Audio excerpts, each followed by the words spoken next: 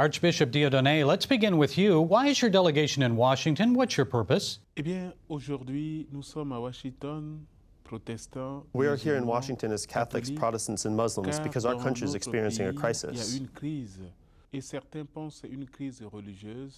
Some people say that it's a religious crisis, but we say it's a political and military crisis. And we've come to explain that to the American public. And in the same time to also ask America and its leaders to show their solidarity with the Central African people. We'd like to see the UN peacekeeping mission come to the Central African Republic. We're looking to protect the Central African civilians, the simple ones who are killed and executed every day. We want to give people a new hope, a new future for the Central African people, and that's why we've come here. Now, you were meeting with members of Congress and other administration officials. Are you satisfied with the outcome of your meetings, and what will likely happen? The American leaders received us with open arms. They've shown an openness to listen to the different kinds of stories that we're telling them about our country. And we hope that a response will come to help the Central African people. Now, of course, we're religious people, and so now our job is to pray that this kind of response will happen for our people. What's the current situation, and what should be done now? The situation now is critical, and we need to act immediately and quickly. You have men and women and children who are just killed openly. But God has created man in his image, and no one should take his life. In the Ten Commandments, it says, thou shalt not kill. But we see today that they're bandits who take people hostage, who say that they pray to God, but they're really killing their brothers. All of these stories make us think of the tale of the Good Samaritan.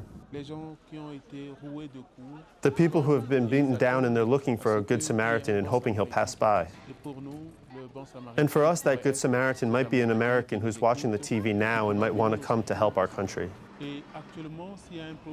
Today, one of the biggest needs of the Central African people is to have security. The ordinary person wants to go to the fields without being bothered. He wants to be able to go to work without being harassed. Another thing that's a priority is the prevailing humanitarian emergency.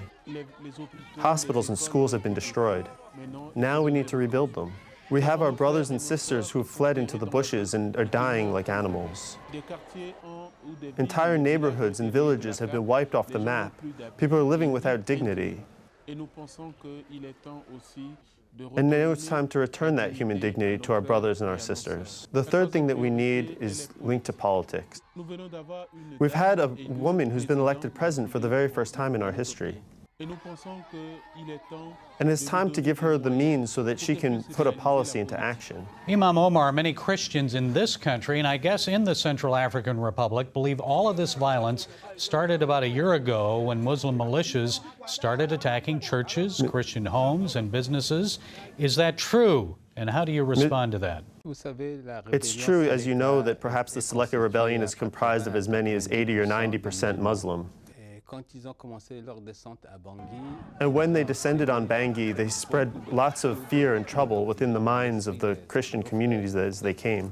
And